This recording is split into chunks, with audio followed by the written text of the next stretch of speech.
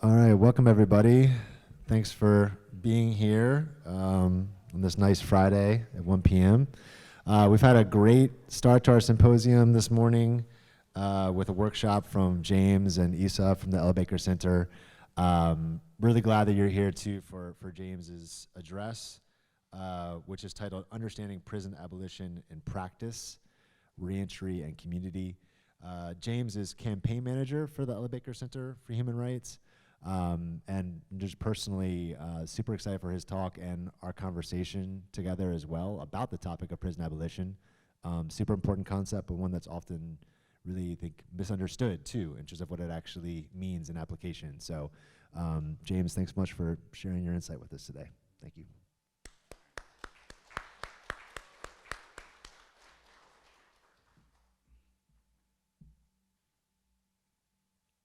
Hey, can you all hear me okay?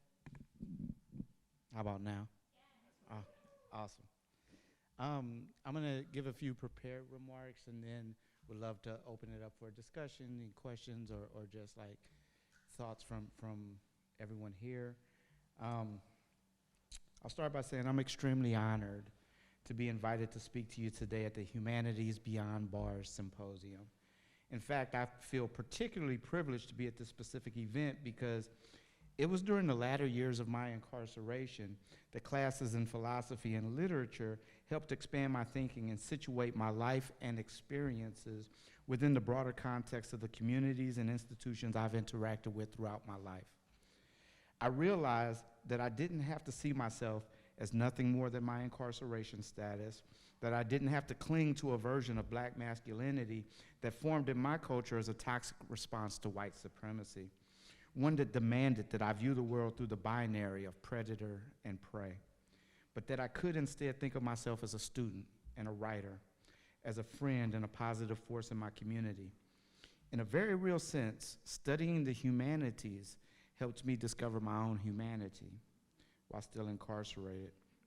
I realized during that period of my life that prison and the underlying messages it conveyed about my worth, when blindly accepted, were fundamentally undermining my ability to be a fully functioning, interdependent community member who operates in love and kindness. The movement to dismantle the criminal legal system and defund the prison industrial complex is once again at a pivotal moment. As I write this, my heart is heavy because of the extreme violence that recently occurred in Sacramento. 6 people were killed, almost a dozen others were wounded, and many others were exposed to the overwhelming trauma of gun violence.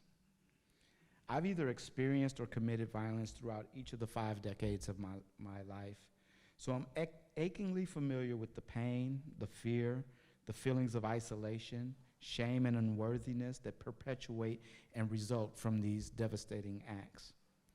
I know what it feels like to see someone shot and wonder, why not me? Or to wrestle with the randomness when indiscriminate terror bursts into your life. For me and perhaps others, the violence of this particular act hits close to home in ways that bombs dropping in Ukraine and other parts of the world do not. While I can abstractly empathize with people who are forced to endure the violence of war, I've never personally experienced it. Besides, I've been taught to distinguish between acts of war, crimes, and even state-sanctioned violence in the name of public safety as so entirely different that they seemingly cannot be cut from the same cloth.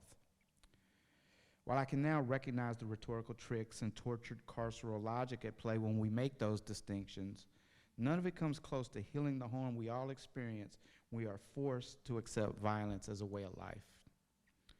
On a side note, when I speak of state-sanctioned violence, I'm referring to arrest at gunpoint, the coercive aspects of being tried, and forced captivity.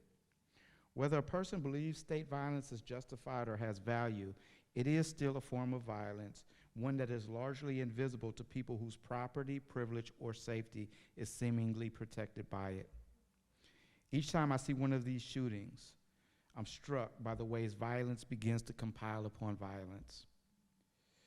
Each time I'm disturbed by how normal it all is, how the media and various actors begin their own ritualized forms of violence that are typically less acute, yet support the conditions and belief systems that normalize violence in the first place. To be more specific, I'm talking about politicians who attempt to exploit the emotions of the aftermath of the violence to make the case for more state-sanctioned violence as the answer, and the willingness of the media to be exploited in the names of increasing their readership and revenue. I recently read a few media stories that detailed the criminal history of one of the people accused of the shooting in Sacramento. He's been in and out of prison since he was 18 years old. In 2018, he was sentenced to 10 years in prison, but was actually released about 4 years later. The district attorney, who coincidentally is running for higher office, saw this coming and vigorously opposed this person's release. But he was released anyway. Then this happened. Why'd they let him out? On and on this narrative goes. It's compelling to the majority of people, perhaps because we have been hearing different versions of it from politicians and the media for eons. Left out is any type of critique of the response by the state to acts of violence the person in question has been accused of in the past. As I mentioned earlier, this person was thrown in prison at age 18. The media doesn't report anything about his life prior to his first arrest. It's almost as if he did not exist until the very moment he began going through the criminal legal system. A person telling this story decided that nothing about this individual's life was relevant beyond their conviction history. Oh, there was one other detail. A picture of a young black man, unsmiling, taking what appeared to be a mugshot. So we know his gender, race, and conviction history. Theoretically, I know that no one is born a criminal, committing acts of violence. Instead, what we deem criminal acts spring from an inability of the person in question to respond to trauma in their own lives in healthy ways that avoid perpetuating the violence they experience. I hate that we as a society are so desensitized to the factors that would bring a person into the prison industrial complex at such a young age, but instead seem to take it as something that inevitably happens for some. It reminds me, when I was growing up, going to jail was considered a rite of passage that signaled my transition from black child to young black male. Or as Ice Cube said about county jail way back in 1990s, piece of cake, it was just like a party, because in the county, you know everybody. I also really dislike that the storyteller has so much sway in what is reported. I believe it's an extension of state-sanctioned violence when journalists only get their details from law enforcement. I cannot begin to describe the impact generations of images in newspapers or on the news have had upon all of us when it comes to internalizing anti-black biases. In addition to the normalization of incarcerating black children, in this instance, we're also asked to ignore that this person went to prison multiple times and by the media's account became increasingly violent and disconnected from society as a result. That's because violence is not an effective remedy for ending violence. In fact, many of the factors that contribute to violent behavior, like the inability to process trauma, feelings of shame, low self-worth, a lack of empathy and respect for the value of life, are exacerbated by the violence of incarceration. Moreover, the person in question spent close to 7 years incarcerated between jail and prison on a 10-year sentence. Even in the politician's own logic, it's unclear how an additional few years of captivity would change the factors that led to this act he's accused of. Instead, this logic sees the person in question as fundamentally irredeemable, unworthy of larger society ever. I'd remind each of us, these are forms of violence that are being perpetuated prior to any final determination of what happened. Of course, this violence I'm describing isn't as acute as the mass shooting. It will probably only traumatize his family members and loved ones. But I'd argue it is a central aspect of our current system for criminalization that drives over-incarceration and extreme sentencing. For all the shortcomings of this tough-on-crime sensationalized rhetoric, however, I tend to think that abolitionist rhetoric is similarly insufficient. As you all know, this language springs from the movement in the 19th century to abolish slavery. Many parts of it work well for the current movement. For instance, abolition highlights the racism of the current legal system, makes the case that incarceration is the direct descendant of slavery in this country. And actually, though, incarceration has several important differences with slavery. One chief one being that people were largely born into slavery, whereas to be incarcerated in this country, there are a series of rituals one has to go through, like arrest, trial, conviction. So when comparing slavery to incarceration, some see the similarities, others focus on the differences. And because this is an imperfect metaphor, I believe people respond to it according to their pre-held biases. Like all language, however, this metaphor is also reductive. The issues that the abolitionist framework attempt to address go far beyond our legal systems and the prison industrial complex. This nation's series of rituals that result in criminalization and incarceration are a product of a series of institutions and structures that commodify and objectify everyone. Policing and incarceration in this nation are tools for ensuring capitalism, white supremacy, and patriarchy operate effectively. And since abolitionist rhetoric highlights what are essentially subsystems of a much larger network of systems and structures that formalize oppression, disenfranchisement, and what Ruth Wilson Gilmore has termed the organized abandonment of whole swaths of people in this country, it then falls short of describing the entirety of what is needed to create a society that nurtures, shares resources, uplifts, and creates a sense of belonging for any and all people. You may disagree with this, but I believe that when people are feeling the pain of what happened in Sacramento, an abolitionist response does not resonate for people in pain the same ways that tough on crime rhetoric, with its implications of retribution and co-opting of the notion of justice, does. At the same time, if pressed, I would respond to questions the same way any good abolitionist would. I'd point out that before the shooting, our society failed the individuals involved completely. When those people acted out earlier in response to trauma in their own lives, they were criminalized and taken into captivity. Instead, they should have had access to trauma support as children, access to mental health resources, affordable housing, education, a pathway to a standard of living that met their material needs, and by providing those resources early, we could prevent violence later. To take it even a step further, I believe the community-based resources that some of us are receiving upon our release from prison can actually serve as the template for resources needed to actually practice an abolitionist community. Today, there are many great organizations supporting reentry for people leaving prison. In my case, I'd been offered a job with a living wage just prior to my release. I was picked up at the gate, given new clothes, taken out for breakfast. I went to a transitional house where I lived with only 2 other people. I had my own room, my own shower and food, no curfew. Friends and community members donated a laptop, a cell phone, and other items to me. I even had a small amount of savings from writings I published while incarcerated. And upon reentry, each of my material needs were met, and I was supported, affirmed, and held in community by people who knew I'd been in prison and didn't think less of me because of it. Going back even further, while in prison, I'd been mentored by other incarcerated people, many of whom are still in captivity, who taught me how to end the cycle of being traumatized and perpetuating trauma I'd been caught up in my entire life. Incarcerated men taught me to walk it off, journal, weigh the pros and cons of my actions, and accept the consequences. From incarcerated women, I learned that the oppression one experiences being a black man in this country does not exempt you from inflicting similar harms on others. They taught me to see the interconnectedness of all of our campaigns to end institutionalized oppression in our communities. Let me say explicitly, I'm not trying to make a case for rehabilitation.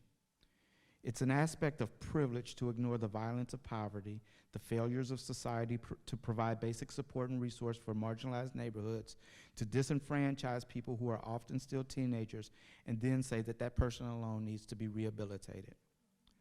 The children from low-income neighborhoods are not inherently bad, so if they disproportionately cause harm later in their lives, it's essential we look to which systems are failing them.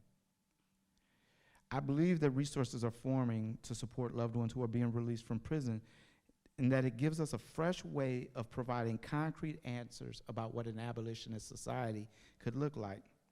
Organizations like Project Rebound, Dave Cowan's Bonafide, or the Ahimsa Collective give us tangible, practical answers about the ways we can create healing in our communities that will eventually reduce violence in our neighborhoods. In addition, the #1 reentry provider are the families of people being released. Offering them support and resources does not happen nearly enough. Few things these community-based resources share are a respect for people's dignity and agency.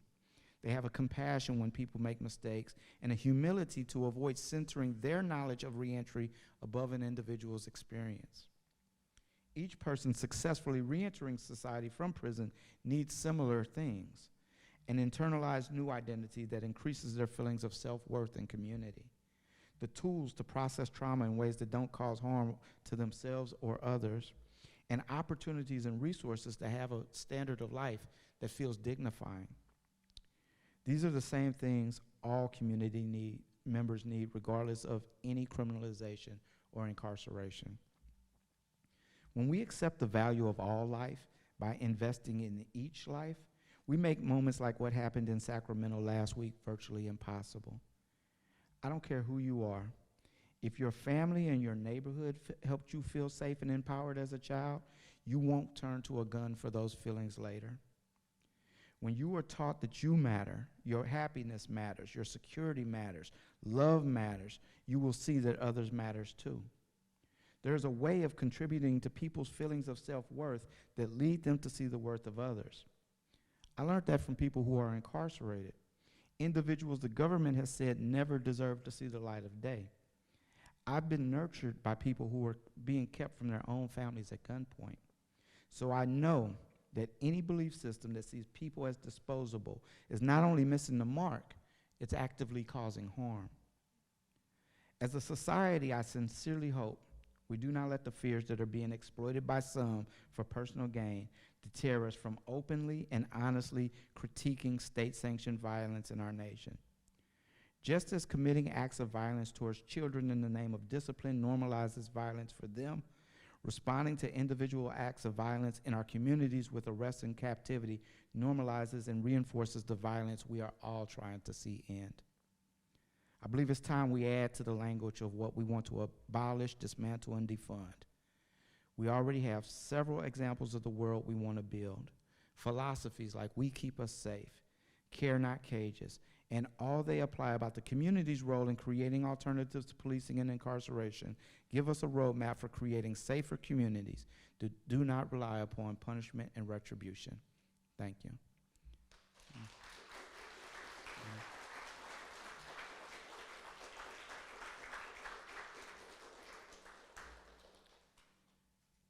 As I mentioned, Thank you, James. I just wanted to note that we do have plenty of time for questions and discussion, at least 20, 25 minutes. So I just wanted to invite you to raise your hands and feel free to ask questions of James.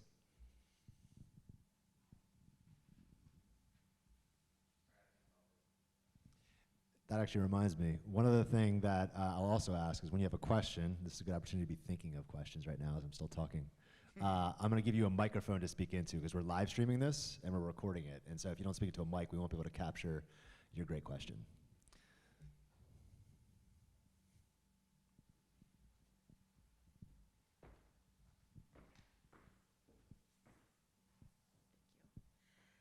So before, we were kind of talking about specific strategies to use in the video that was showed.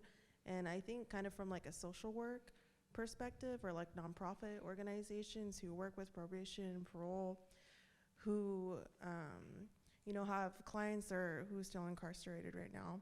I'm just wondering, as far as like our assessments go, our intakes, like what specific tools, how did you get the dialogue started, other than saying, okay, tell me your story? Thank you for that question. I think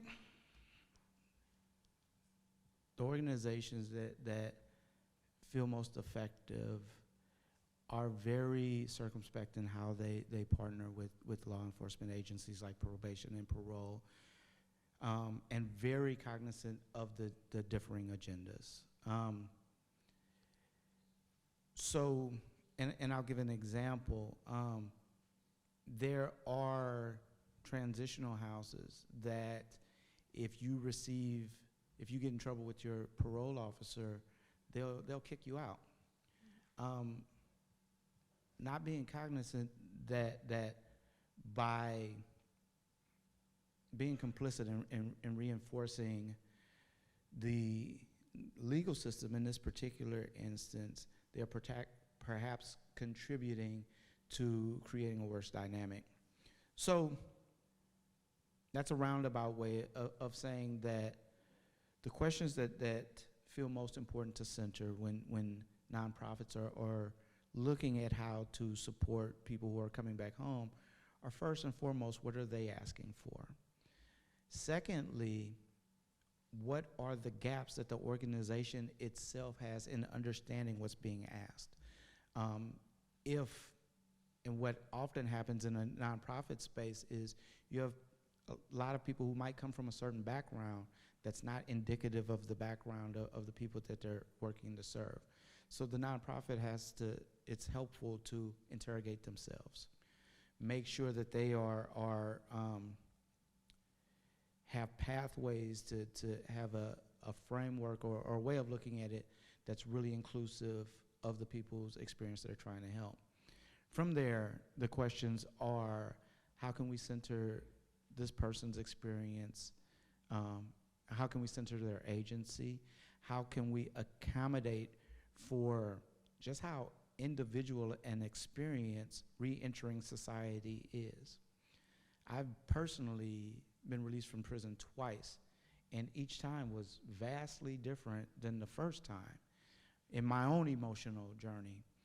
And so recognizing that every person's pathway home and pathway to reintegrating into society is vastly different, and how can systems be put in place that are supportive of that truth and not restrictive of it. The final thing that I would say is a clear understanding that all systems are imperfect and will not meet the needs of the people that you are trying to help. And so it's important to have a willingness to go outside of the lines when necessary to provide personal support for people. Thank you.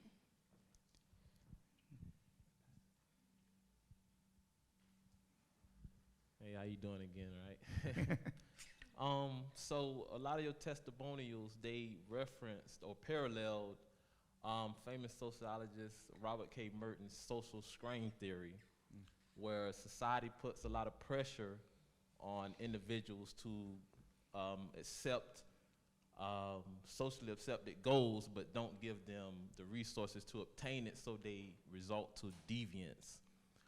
So this deviance in America is pretty much very bad. That's why we're here, right? So do you think it's a national threat or do you think it deserves national attention? I think what deserves a national discussion and critique are the ways these institutions and this way of responding to harm that happens in our society is impacting all of the stakeholders. I mentioned earlier during our workshop that everyone's impacted by the criminal legal system. It's either upholding your material wealth, your privilege, your whatever you're bringing, or it's excluding you. It's actively excluding you and setting a set of social norms and acting as enforcement for a set of social norms that are not working for the vast majority of people in this country. So, but I think that conversation has to be situated within the actual harm that is happening. We as a society have been fed some things that actually make harm more likely, whether it's criminalized or not. These notions of individual ruggedness, pulling oneself up by one's bootstraps, of you go out and get it, survival of the fittest, that inform all of us, or were like part of all of our ethos growing up, has blinded us to the collectiveness of our collectiveness, our interdependence, our need for one another, the fact that there's no me without you. I am a product of the people who have been in my life, the experiences I've had, the context. And our legal system is built upon a false binary or false theory of individual actions and a moral framework of good and bad that is also really harming a constructive dialogue. This notion that a person acts out of pain in a way that harms someone else and they're therefore bad, that's not helpful. It's not like, and we've built an entire system off of this notion of good people and bad people, good acts and bad acts. So it's imperative we backtrack, get away even from our moralistic leanings and our emphasis on individuality, and start to see things as from a collective standpoint and a more amoral standpoint.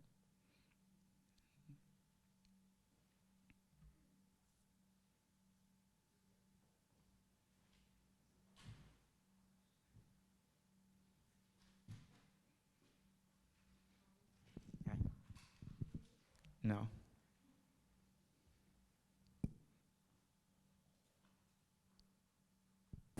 I think there we go. Yes. Okay. So you spoke really powerfully about how, actually kind of what you were just talking about, but this notion that justice requires some kind of retribution or punishment really just feeds this cycle of violence. And I'm wondering what your view of an abolitionist justice looks like and how it differs. Thank you. It's a great question. I to be transparent, I struggle with a couple of things within that.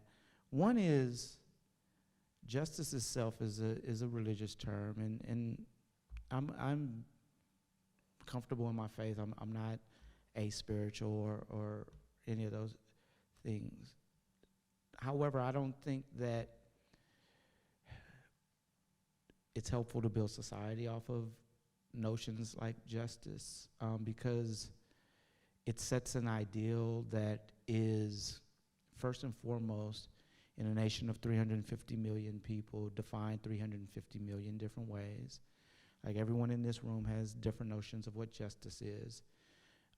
It sets an expectation that there is a just response, which means that there is an objectively a just response to whatever just happened.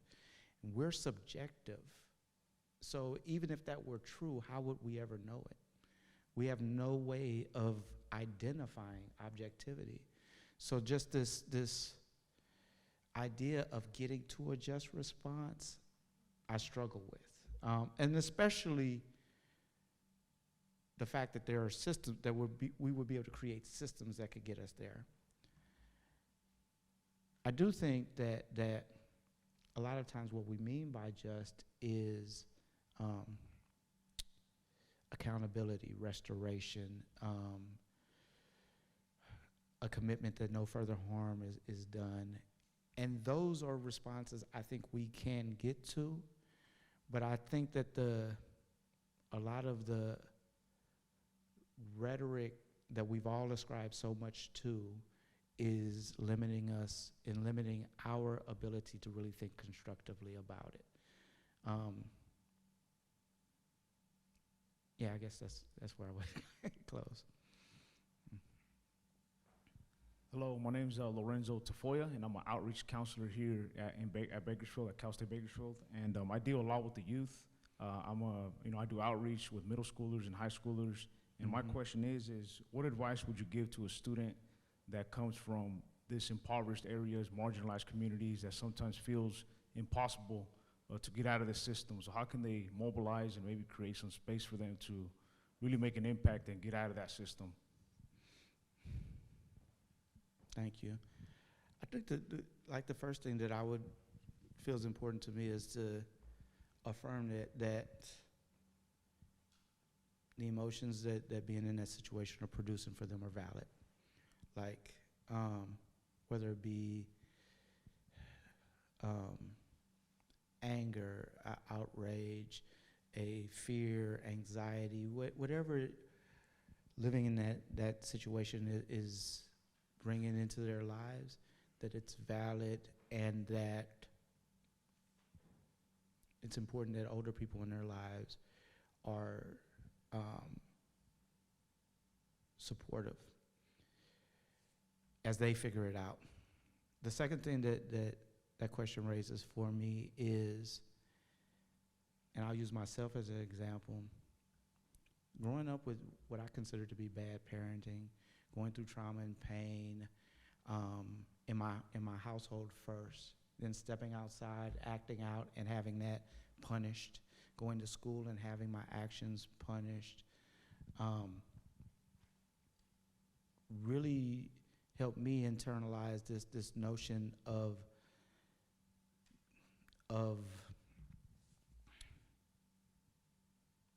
that punishment can and should be a way of life, that there's no notion of fairness that doesn't include punishment when someone is harmed or when harm occurs. But it also produced for me simultaneously a hostility towards authority figures that I now look back on and say, well, why would I trust a teacher who punished me for breaking a pencil? Why would I trust these authority figures? And so I think prior to any advice, it's important to realize that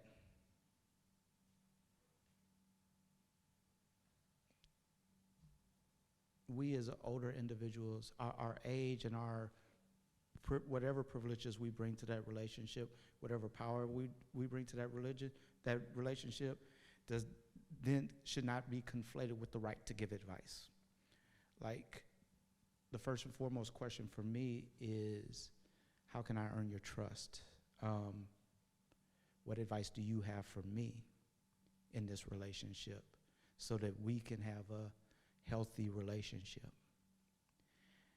And then I think that the advice that if you continue to try, if you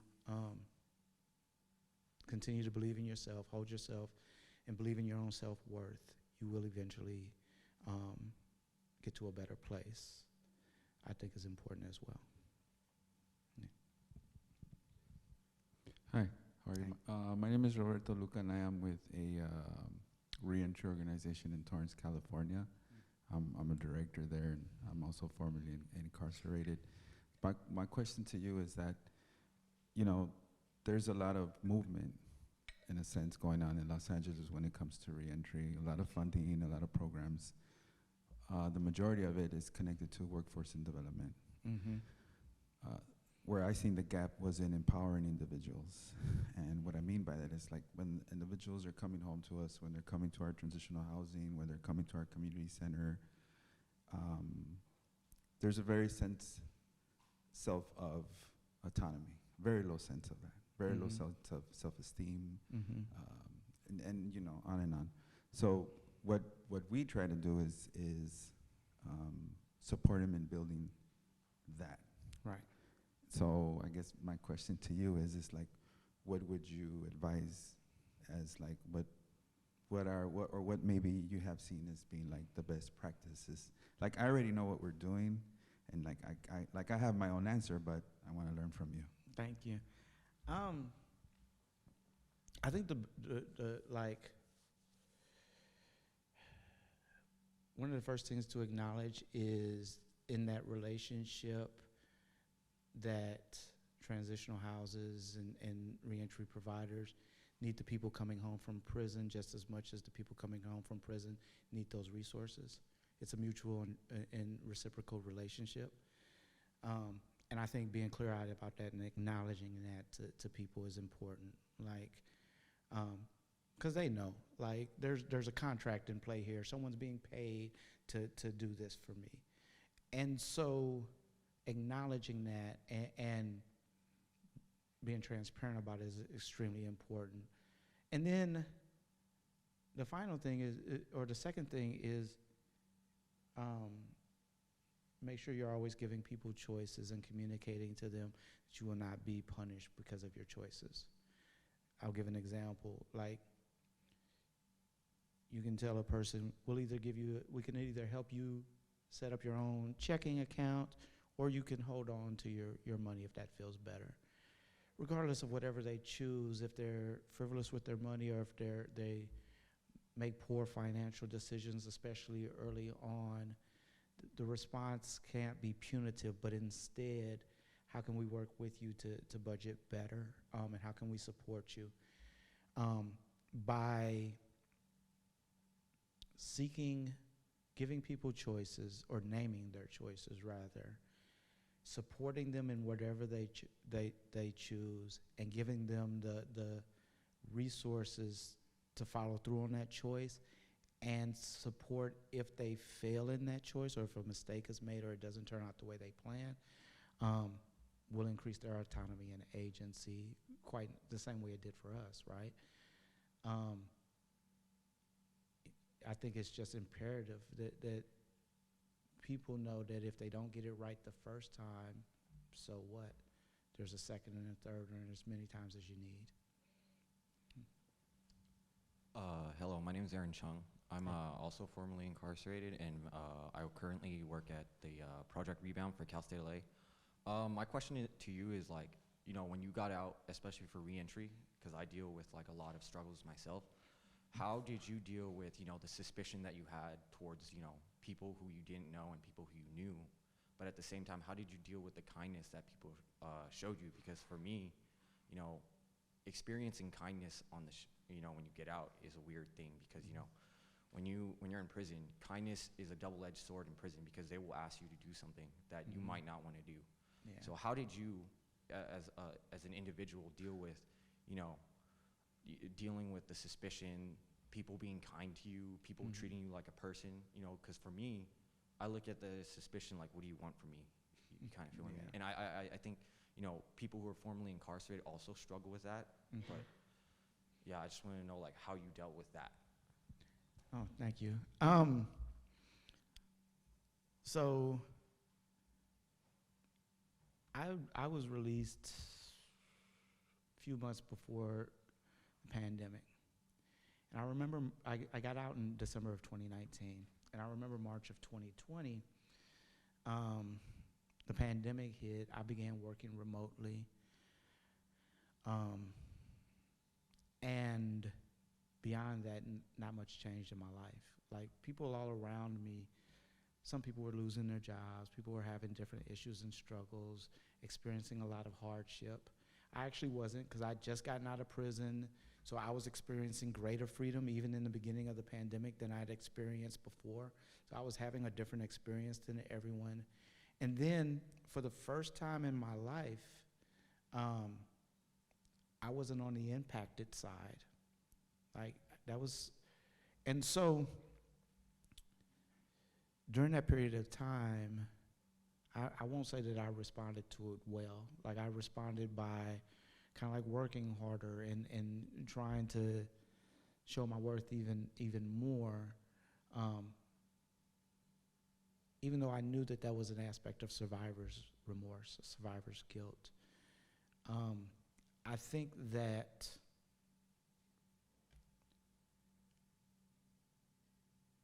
a friend of mine, Ken Hartman, gave remarks one time, and he said, you know, before I went to prison, everybody was a jerk. And when I got out, everybody was nice. And he said he realized it wasn't them that had changed, it was him. Like when he was a jerk, he saw everyone as a jerk. And when he was nice and kind, he saw more niceness and kindness in other people. So I'd encourage you to first and foremost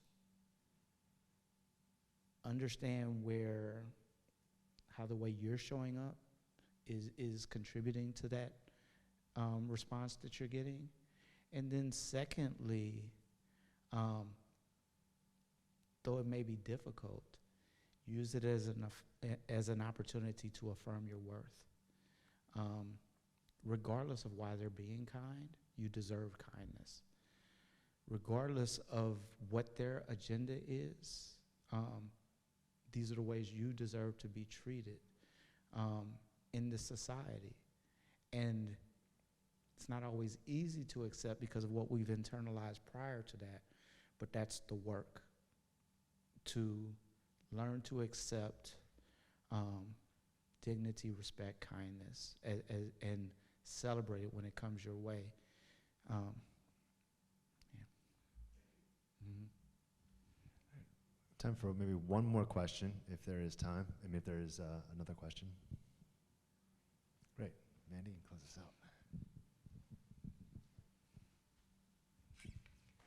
Thank you. And I'm going to say Issa was right. That was a beautiful and powerful speech, and so many layers to it. I didn't absorb it all because my mind went off on different tangents while you were speaking. I love the thought of the social responsibility that we have, that we are maybe failing. I'm interested in how you answer people who say, no, it's personal responsibility. I've had struggles. I didn't do what the man in Sacramento did, and you're letting him off the hook by saying it's the social responsibility. How would you answer that? I would start by saying that those two notions are not mutually exclusive. There is a personal responsibility that we all have for our actions that should not be discounted. Like, any person that shoots another person should be accountable, and there should be consequences. I wouldn't say that those consequences should be submitting oneself to further violence, but there should be some consequence for that, and there should be a means and mechanism to help that person exist in a world that does not, where they don't feel like that's a proper solution for any type of thing that they're going through. So I think that it's okay to acknowledge the personal responsibility of people who commit acts of harm. And I think that it's essential for a healthy community and interpersonal relationships, right? If even and I can list a litany of ways that I've been marginalized through my life, then I go harm a friend, I go harm Issa and say, young black male, like don't blame me, blame society. Our relationship won't be healthy and it won't survive. So I think it's okay, and it's an essential component of healthy relationships for personal responsibility to exist. I think we have to critique what the consequences that we put upon people are in the name of personal responsibility. And I think that none of the personal responsibility or individual agency within that distracts from society's responsibility to acknowledge that organized abandonment is a very real issue in our nation, that there is a severe inequity that is producing a disproportionate amount of violence and harm in certain neighborhoods, and that we collectively will be better off if we address that.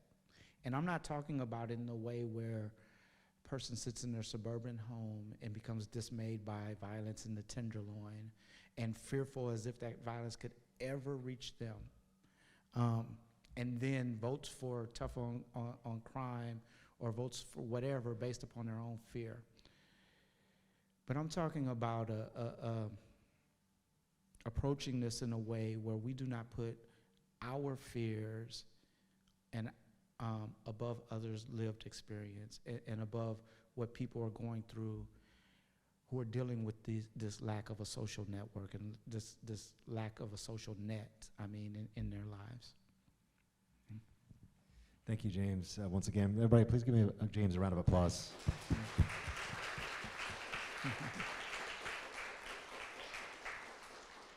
And thanks everybody again for being here and for your questions. I just want to note too, we have a break now till 2:30 p.m., but the symposium's not over, so please do hang out. 2:30 p.m., where you have a workshop from Quan Nguyen and Darlene Luca of Defy Ventures, titled Unlocking Purpose and Freedom Through Entrepreneurship. That's going to be a very interactive, discussion-based workshop, energizing for all of us, which is needed on a Friday afternoon, I know. And also Quan has copies of his book, his autobiography, which I've read and I can vouch for. It's just an excellent read, including touching on some of the themes that James talked about today, in terms of his background, his life, experiences leading to incarceration, and also just overcoming lots of barriers and challenges in life in really fascinating, impactful ways. So Quan's going to be in the back to sign those books for you if you're interested. That book is called Sparrow in the Razor Wire, Finding Freedom from Within While Serving a Life Sentence. And Quan also donates money to several important causes based on every book that is purchased that are supporting currently and formerly incarcerated persons. So please do visit him back there. And we'll see you at 2:30 p.m. Thanks.